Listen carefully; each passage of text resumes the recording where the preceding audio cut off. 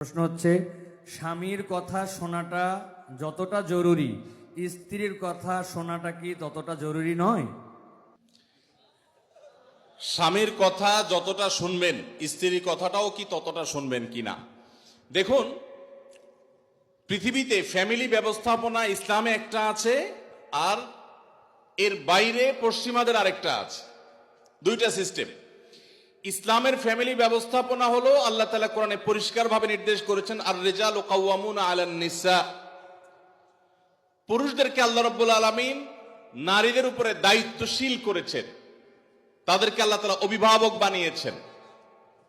এখন যদি কেউ নারী এবং পুরুষকে সমান সমান করতে চায়, তাহলে তার পরিণতি কি হতে পারে পশ্চিমের দিকে তাকালে বুঝতে পারবেন।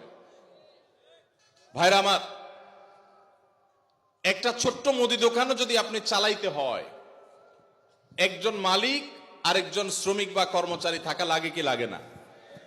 দুইজনই মালিক, সমান সমান শেয়ার, দুজনই দোকানটা পরিচালনা করে, দোকানটা ঠিক মতো চলবে? কারণ সকাল বিকাল গন্ডগোল বাঁধবে, ঠিক না বেঠিক?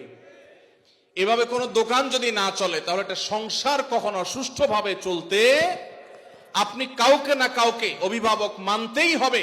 হ্যাঁ, এর মানে এই না যে অভিভাবক যা খুশি তা করতে পারে, জুলুম করতে পারে, অন্যায় নির্দেশ দিলেও সে অধিকার আছে, সেটা ইসলাম বলে না, কখনো বলে না। ভাইরা আমার, আজকের পৃথিবী নারীদেরকে সমান অধিকার দিতে বলে, ইসলাম ন্যায্য অধিকার দিতে বলে। ইসলাম কি দিতে বলে? সমান দিলে সব সময় সমতা হয় না, ন্যায্য দিলে সব সময় সমতা, ন্যায্যতা, যেটা যৌক্তিকতা, সেটাই হয়। আল্লাহ আমাদেরকে বুঝার তৌফিক দান করুন। মা বোনরা যদি যৌক্তিক কোনো আবদার, চাহিদা পেশ করেন, সেটা স্বামী কখনো কখনো শুনতে বাধ্য, যদি সেটা তার অধিকারের বিষয় হয়। আর কখনো কখনো বাধ্য না হলেও স্বামীকে আল্লাহ তাআলা উদ্বুদ্ধ করেছেন। নবী করিম সাল্লাল্লাহু আলাইহি সাল্লাম তার স্ত্রী আমাদের মা আয়েশা রাদিয়াল্লাহু তাআলা আনহাকে খেলা দেখতে নিয়ে গেছেন। আম্মা জান রাদিয়াল্লাহু তাআলা আনহা এই হাদিস বর্ণনা করার পরে বলেছেন, ফাকদুরু কদরাল জারিয়াতিল হাদিসাতি সিন্নি আল হারিসাতি আলাল্লাহ বে। ও দুনিয়ার পুরুষেরা, যুবকেরা, স্বামীরা, শুনে রাখো, আল্লাহর নবী সাল্লাল্লাহু আলাইহি সাল্লাম নবী হওয়ার পরও, এত ব্যস্ত মানুষ হওয়ার পরও, তিনি তার স্ত্রী হিসেবে আমি যখন তার কাছে খেলা দেখতে চেয়েছি, তিনি নিয়ে গেছেন। যতক্ষণ পর্যন্ত আমি নিজে বিরক্ত হয়ে উঠে না আসি, ততক্ষণ পর্যন্ত নবী সাল্লাল্লাহু আলাইহি সাল্লাম বসেছিলেন, আমাকে নিয়ে আসেন নাই, বলেন নাই আয়েশা চলো আর কত দেখবা, এটা বলেন নাই।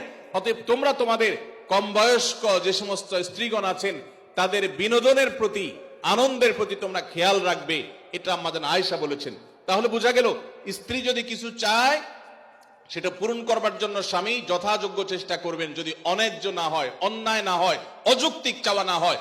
কিন্তু এর মানে এই না যে ইসলাম সবাইকে সমান অধিকার দিয়েছে, সমান অধিকার দিলে মারামারি ছাড়া কিচ্ছু হবে না। পশ্চিমে যান, কোনো সংসার বলতে কিচ্ছু নাই। গত সপ্তাহের কথা, নিউজিল্যান্ডের একটা শহরে, অকল্যান্ডে, আমাদের এক প্রবাসী বাংলাদেশি ভাই বুয়েটিয়ান, ওনার বাসায় উনি নিয়ে গেলেন ফজরের নামাজ পড়ে, মসজিদ থেকে পাশে ওনার বাসা। তো ওনার বাসায় গিয়ে আমি একটু আশপাশে কিছু গাছ টাছ দেখলাম, দেখে বের হচ্ছি।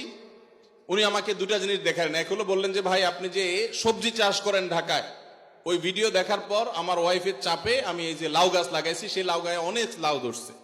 চিন্তা করলাম, আমরা কাজ করছি এখানে 11,500 কিলোমিটার দূরে, আমল হয়েছে আলহামদুলিল্লাহ, 11,500 কিলোমিটার দূরে।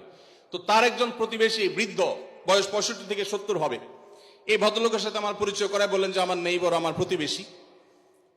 তো আমি বললাম যে তার বাসা যে শুনশান নীরব, ব্যাপার কি? তো বলে যে তার বাসায় কেউ নাই, তার কোনো ফ্যামিলির সদস্য নাই, 20 বছর সে এই বাসাতে আছে, কোনো সদস্য নাই, বয়স 65 থেকে 70। গায়ে দেখি যে ময়লা আবর্জনা লেগে আছে, ভোরবেলা কোত্থেকে কাজ করে আসছে, পরিশ্রম করে খায় দায়। আমি অবাক হয়ে গেলাম। আমাদের দেশে একজন বৃদ্ধ মানুষ 20 বছর ধরে একা একা তিনি উপার্জন করে চলতে হয়, তার দেখভাল করার কেউ নাই, এটা কি কল্পনা করা যায়? আপনি যদি ট্রাভেল করেন সারা দুনিয়াতে, দেখবেন বৃদ্ধ বৃদ্ধ মহিলা 60, 65, 70, 80 বছর একা একা ট্রাভেল করছে, কেউ তাদের সাথে নাই।